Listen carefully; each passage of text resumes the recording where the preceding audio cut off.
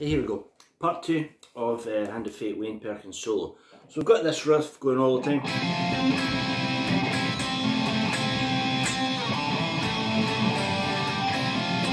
Then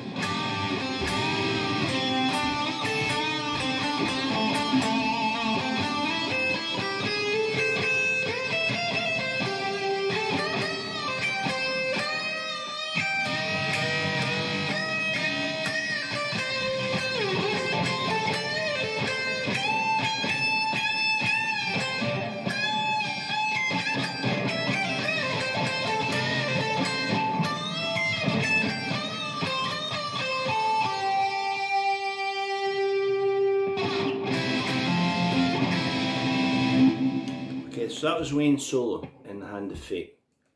Now I have no way of knowing what he used in the studio that day.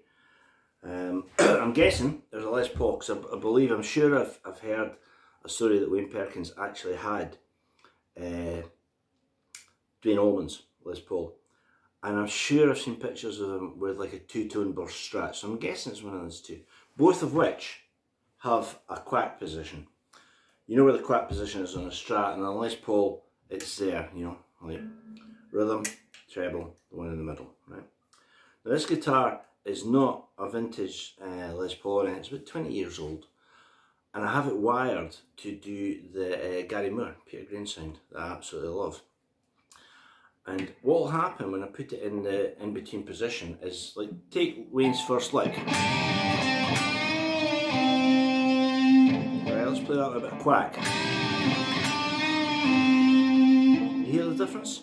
Now, I'm not going to get too hung up on what guitar he played through, what amp, and what the valves were, and what colour the carpet was in the studio that day.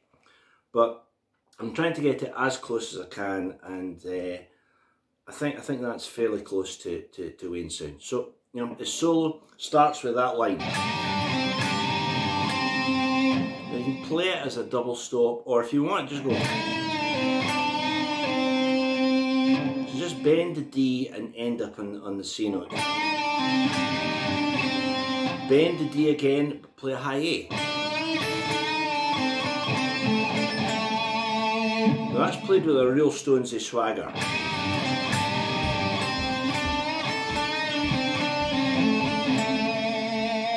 Right? Add the quack, and we should be cooking.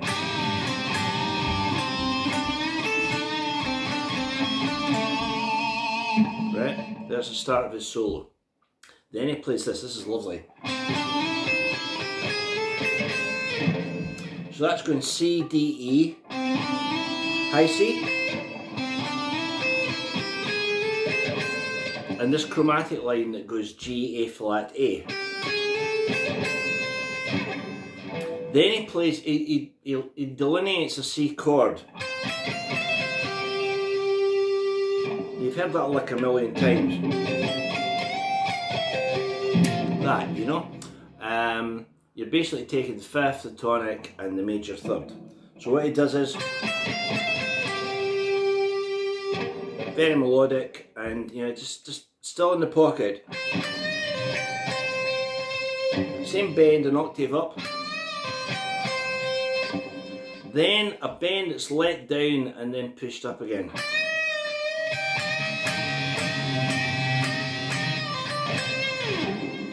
Now that bit, you know, I would try and play that with, you know, with as much juice as you possibly can.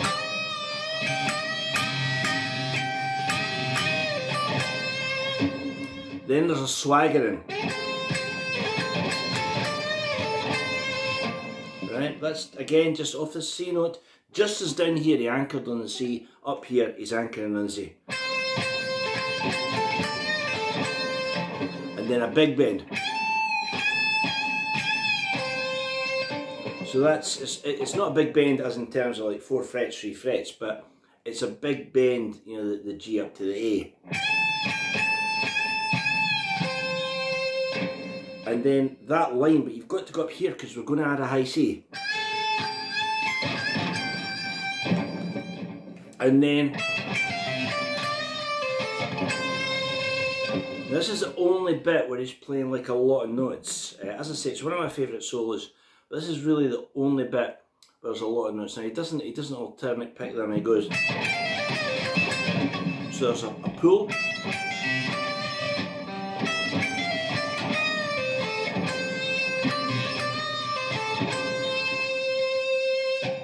Right. And then we're into the final lick. Now the final lick is, you know, up in this territory of the guitar. What he's playing is, and it's beautifully ending up on a G note, but he plays it there.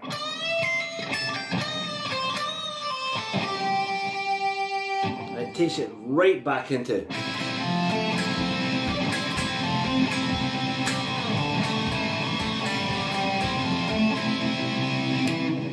So that is Wayne soloing. The final lick, I played it in two positions, I didn't explain it very well.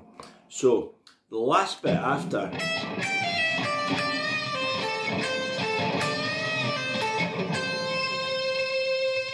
that's a second last lick or penultimate lick, and then he bends the D, so he goes.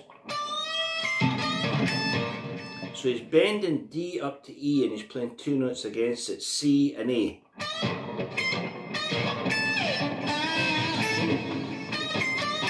That. Right? That's very much a standard box position. And the last lick. And it ends on that beautiful G note that takes us perfectly into.